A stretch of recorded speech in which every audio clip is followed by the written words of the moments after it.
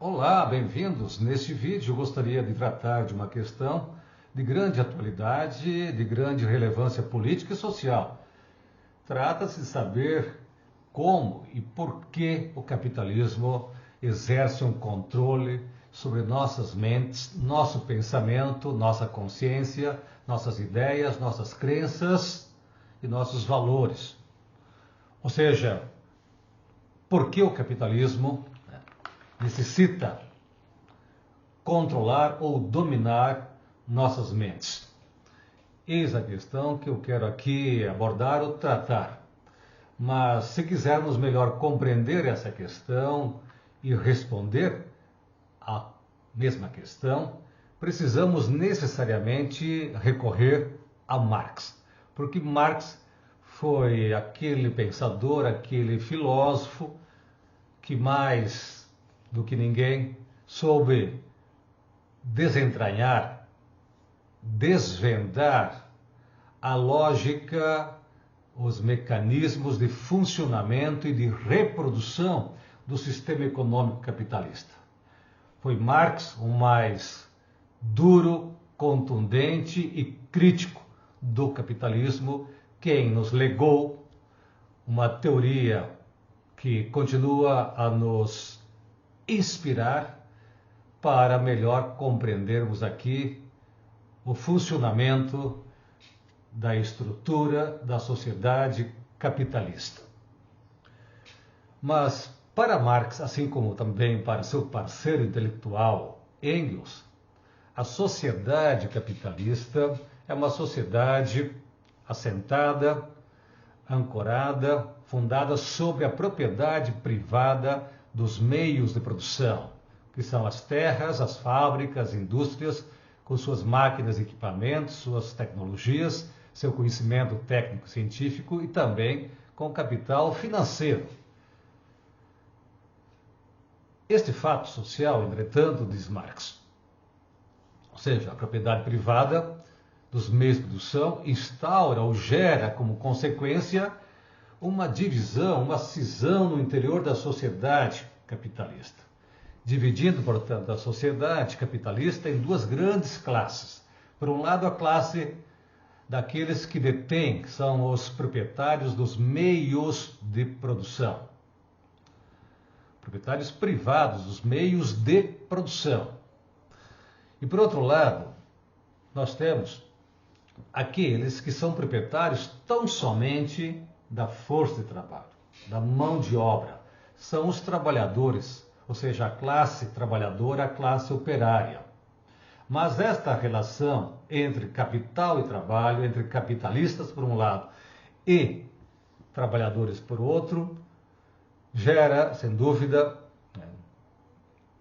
um antagonismo insolúvel, um conflito de classes, uma luta de classes, porque os capitalistas querem, a todo custo, ampliar cada vez mais seus lucros, ao passo que os trabalhadores querem, desejam e lutam para garantirem, assegurarem melhores condições de trabalho, melhores salários. Este fato, como disse, gera também como consequência a submissão, a subordinação dos trabalhadores aos interesses econômicos dos capitalistas. Ou seja, a relação entre capital e trabalho não é uma relação simétrica, é uma relação assimétrica, desproporcional,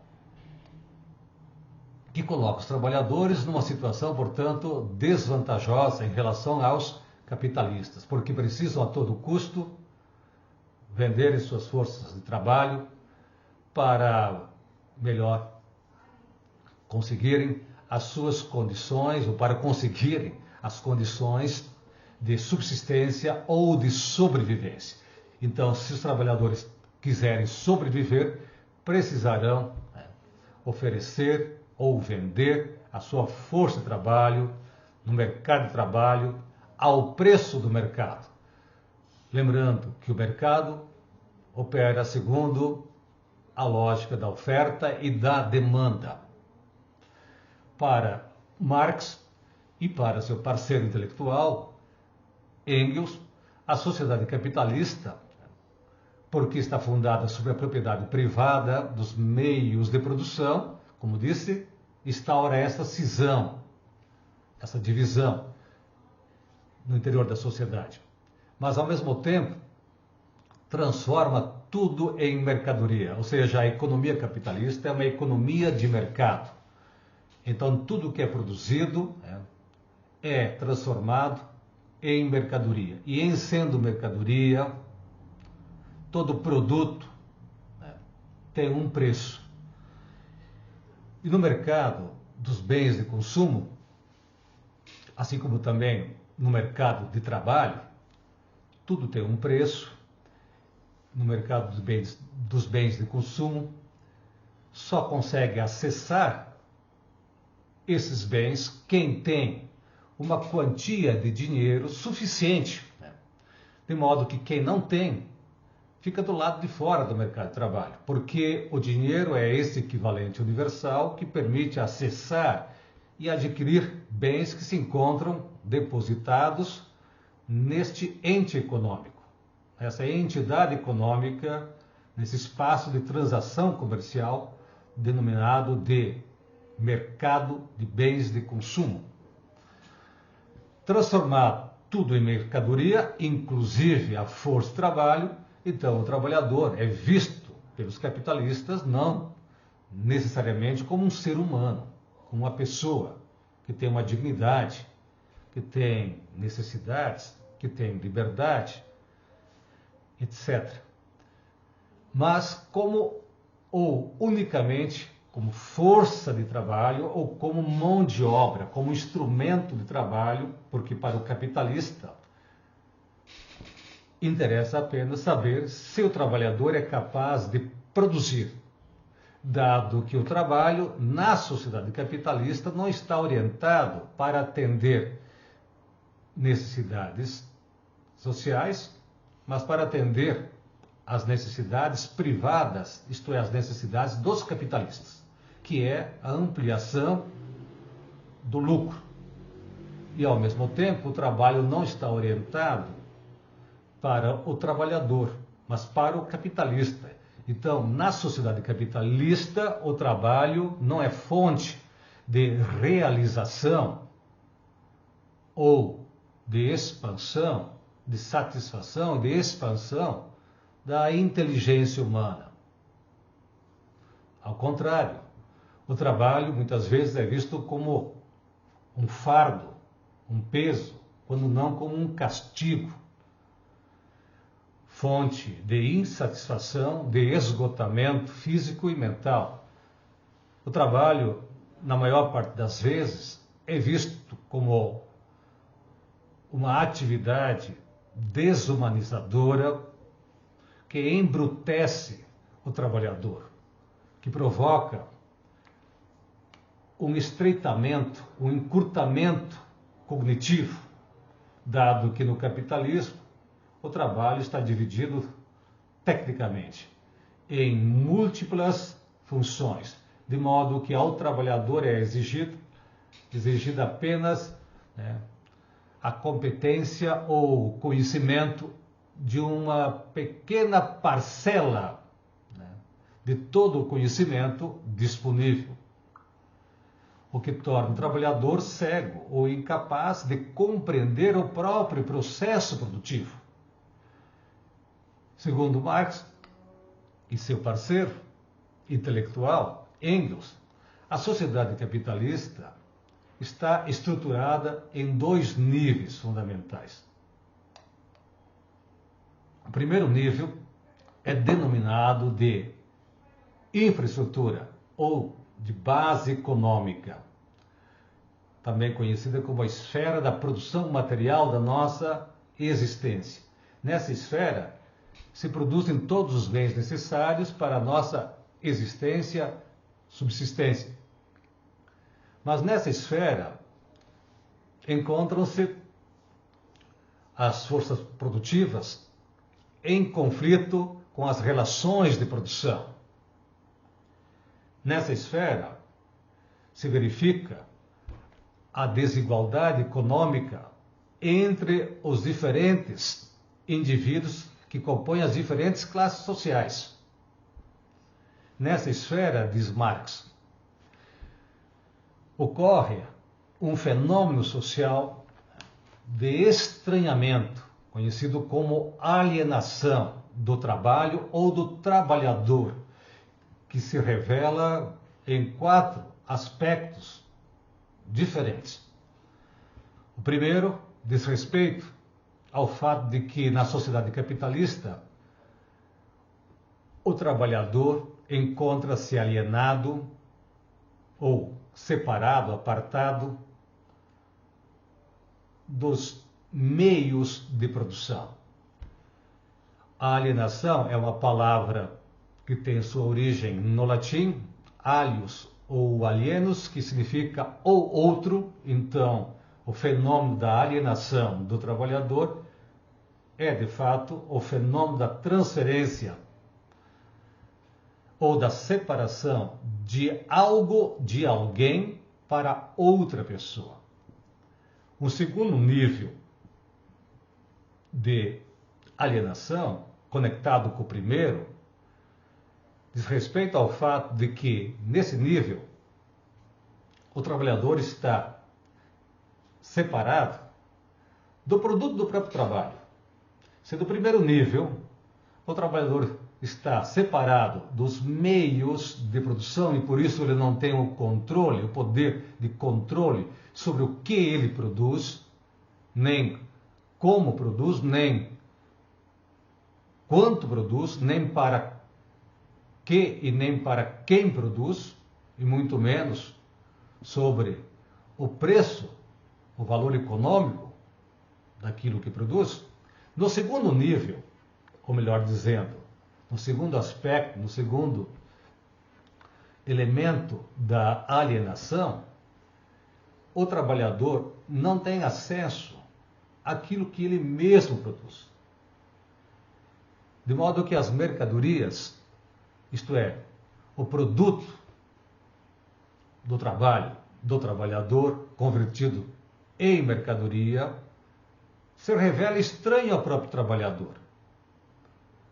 É o que Marx denomina de fetichismo da mercadoria.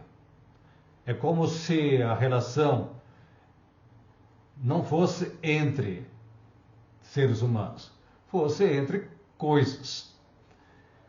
Ou seja, o trabalhador tudo produz, mas nem tudo a ele pertence, dado que o capitalista só paga ao trabalhador, né, o trabalho necessário para a sua própria reprodução, mas não paga o trabalho excedente, porque o trabalhador produz muito mais do que aquilo que ele recebe sob a forma de salário.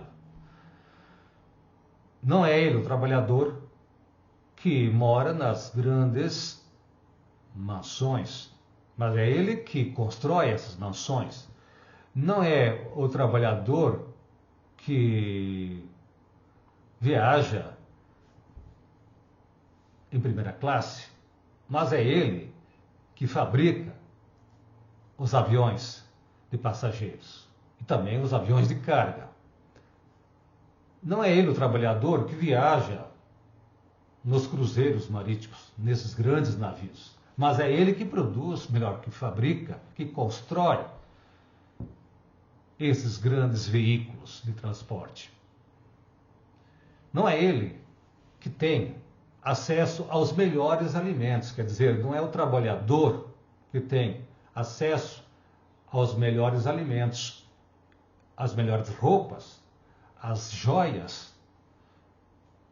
Não é ele que tem acesso aos bens tecnológicos de última geração, aos objetos tecnológicos, aos dispositivos de tecnologia digital de última geração. Não, mas é ele que tudo produz. Sem dúvida que essa situação, como a primeira, geram como consequência uma injustiça social, o que afronta diretamente a dignidade, a vida do trabalhador. Mas há um terceiro e também um quarto elemento, ou um terceiro aspecto e um quarto aspecto que gostaria de considerar aqui, no que diz respeito à alienação do trabalhador. No terceiro aspecto, o trabalho na sociedade capitalista separa o trabalhador de sua própria essência humana, de sua própria natureza humana. Ou seja, o trabalho não é visto pelo trabalhador, na maior parte das vezes, como fonte de realização ou de satisfação pessoal. Não é o trabalho, na sociedade capitalista, que vai expandir, alargar, desenvolver a inteligência ou as faculdades cognitivas, as habilidades, as competências do trabalhador. Muito pelo contrário, o trabalho é visto muitas vezes como um fardo, um peso a ser carregado, fonte de sofrimento, de esgotamento físico e mental. O trabalho é, no mais das vezes, desumanizador, embrutecedor. Este embrutecimento implica no encurtamento cognitivo, ou então, eu diria, no embotamento da inteligência do trabalhador, dado o fato que no capitalismo o trabalho está subordinado à divisão técnica. O trabalho especializado requer cada vez menos conhecimento da parte do trabalhador, o que o impede de perceber, de compreender a própria lógica de produção, o próprio sistema produtivo e a própria sociedade como um todo, alienando, portanto, o trabalhador de todo o processo produtivo. Mas há um quarto elemento, um quarto aspecto a ser aqui considerado também, que é a separação do trabalhador do gênero humano, dos outros seres humanos, e de modo especial de sua própria classe social. O trabalhador vê no outro ser humano, sobretudo no outro trabalhador, um adversário, um competidor. Não vê no capitalista seu verdadeiro adversário, aquele que o impede de ser e de ter o que ele necessita para melhor sobreviver ou para se desenvolver como ser humano. O individualismo transforma o trabalhador em alguém que perde contato, ou melhor, se desconecta de seus laços sociais. Este esgarçamento, ou melhor dizendo, essa separação do trabalhador de sua própria classe social, gera nele uma alienação, que é a incapacidade de perceber o lugar, a posição social. Isto é, a que classe social eu pertenço. Ou melhor dizendo, este afastamento do trabalhador de sua própria classe social o impede de se organizar, de se mobilizar, de lutar e de agir para transformar a sociedade, para revolucionar a sociedade. A falta, portanto, de consciência de classe impede o trabalhador de superar a sociedade capitalista que o explora, porque na esfera econômica as relações de trabalho são relações de exploração, de expropriação, dado que o capitalista se apropria da maior parte do produto do trabalho do trabalhador, e também são relações de dominação. Então eu gostaria agora de explicar ainda melhor porque o capitalismo precisa ou necessita, para continuar sobrevivendo, dominar não apenas o corpo do trabalhador, a força física do trabalhador, mas também a sua mente, sua consciência, seu pensamento. Marx dirá então que acima da esfera da produção, denominada de infraestrutura, ergue-se uma outra estrutura que é gerada pela infraestrutura, que é a superestrutura. E essa superestrutura diz respeito a um sistema de produção não material, mas imaterial. Produção de ideias. Mas esse sistema também é um sistema de dominação ideológica. Isto é, que visa exercer, portanto, um domínio, um controle sobre nossas mentes, nossas consciências, ou sobre o nosso pensamento, o nosso modo de pensar, de perceber. O capitalismo usa da superestrutura, que é composta por microesferas ou por diferentes esferas, como, por exemplo, o poder político, o Estado, o direito, as leis, que são aplicadas, né? O poder político cria as leis, aprova as leis, mas é o poder jurídico que dá aplicabilidade, né, às leis. A religião, as artes, a cultura, também a educação, as ciências e mesmo a filosofia. Ou seja, no dizer de Marx, não é a consciência, não é o nosso modo de pensar que determina a nossa vida, tal como interpretava ou entendia Hegel. Mas é o nosso modo de viver, a nossa vida, a base econômica, as condições materiais de nossa existência que determinarão o nosso modo de pensar. A nossa cabeça pensa a partir de onde os nossos pés pisam, diz Frei Beto. Ou seja, o nosso ser determina em grande medida o nosso pensar. Há uma conexão direta entre a existência humana, as condições materiais de nossa existência e o nosso modo de pensar, de ver o mundo. Mas os capitalistas precisam, se quiserem, evitar a transformação do capitalismo, isto é, a superação do capitalismo, se quiserem perpetuar ou manter esta ordem social vigente, eles necessitam, né, inculcar, introjetar na mente do trabalhador a sua visão de mundo, suas ideias, seus princípios, suas crenças, seus valores.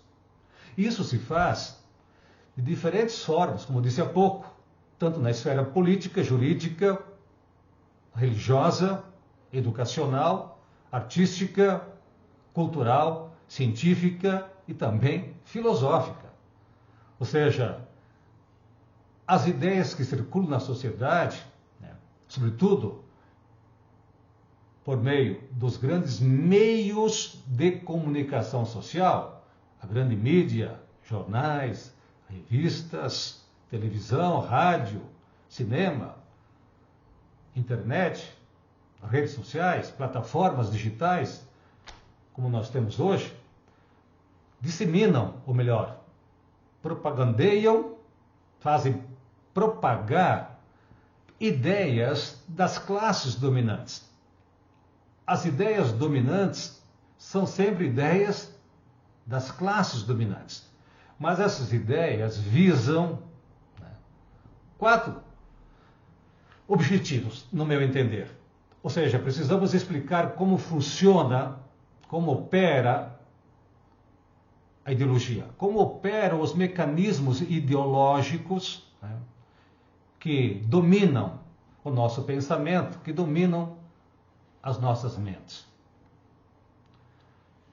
São 4 os mecanismos operacionais da ideologia no entender de Marx. O primeiro diz respeito ao fato de que os capitalistas precisam, a todo custo, fazer parecer que os seus interesses particulares, privados, são interesses gerais, universais, que aquilo que é bom para eles também é bom para todos os indivíduos.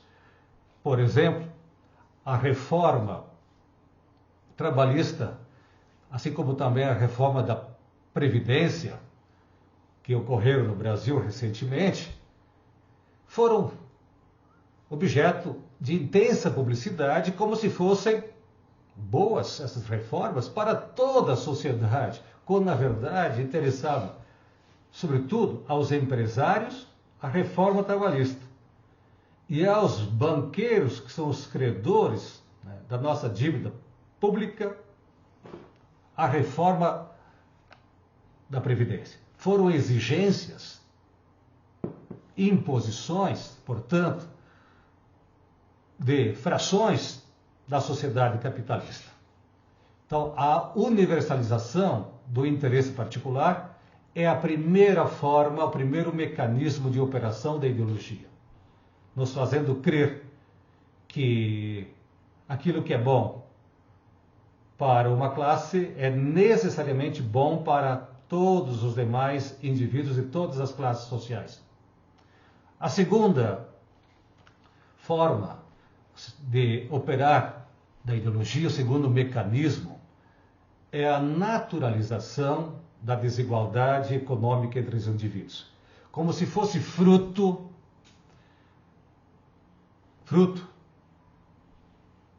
da competição e do mérito individual.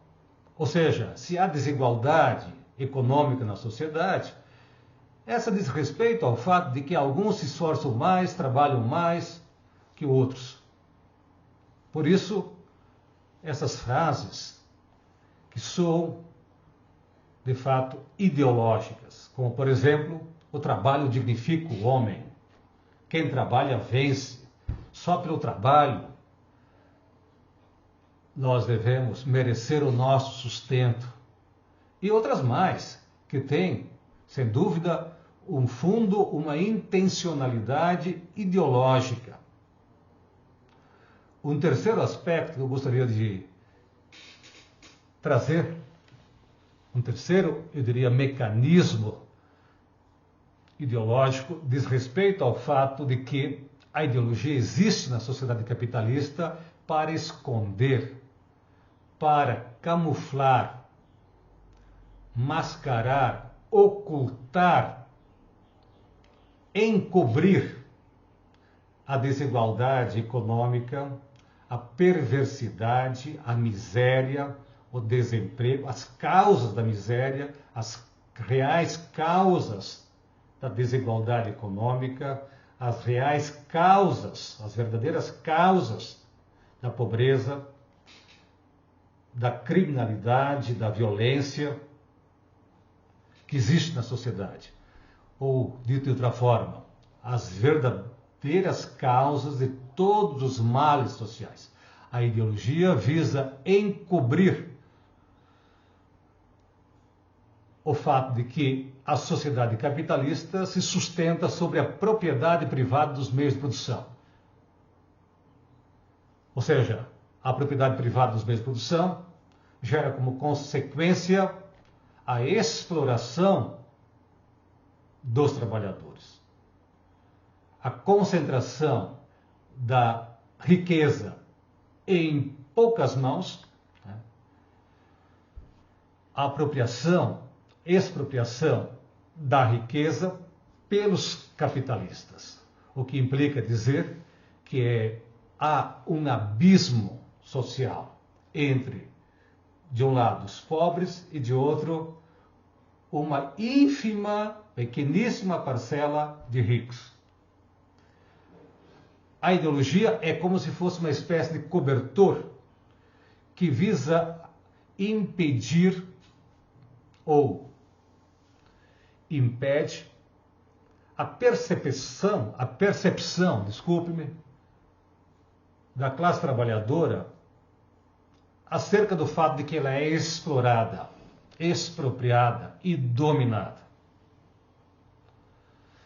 E um quarto e último mecanismo ideológico de dominação das consciências diz respeito ao fato de que no capitalismo a ideologia existe para legitimar, justificar a dominação dos trabalhadores, a fim de impedi-los de se rebelarem contra esta ordem social vigente, injusta, perversa e desumana, impedindo, portanto, a transformação da sociedade, a superação da sociedade capitalista. Como se o capitalismo fosse o único sistema econômico possível, a única forma de sociabilidade possível para impedir a revolução, a transformação da sociedade capitalista.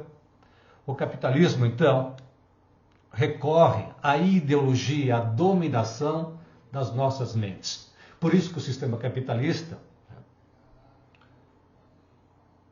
tem, na classe capitalista, a propriedade privada dos meios de produção. Mas, por outro lado, também tem a propriedade privada dos meios de comunicação, de circulação da informação, tem a propriedade privada dos meios de produção de ideias.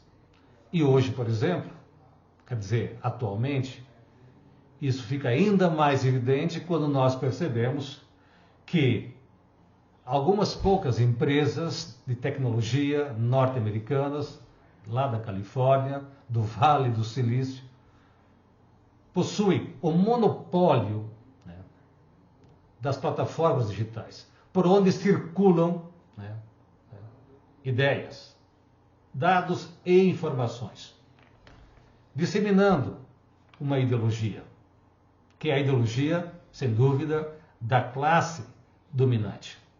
É por conta disso que o capitalismo recorre à ideologia se quiser sobreviver. Mas dirá Marx, a ideologia nunca conseguirá impedir totalmente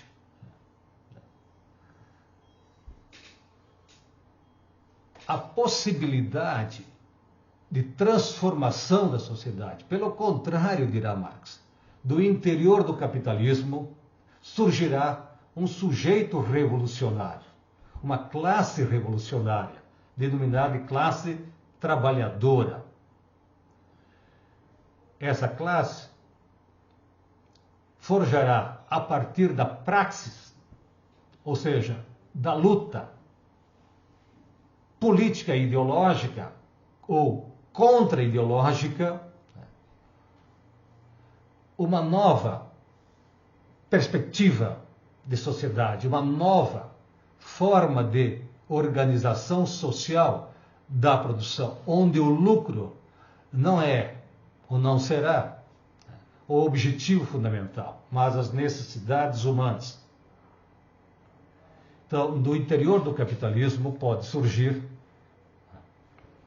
a revolução proletária, a ação revolucionária, a luta revolucionária, que implica um alto grau de organização, de mobilização e também de formação da consciência de classe, da consciência crítica, revolucionária, da classe trabalhadora.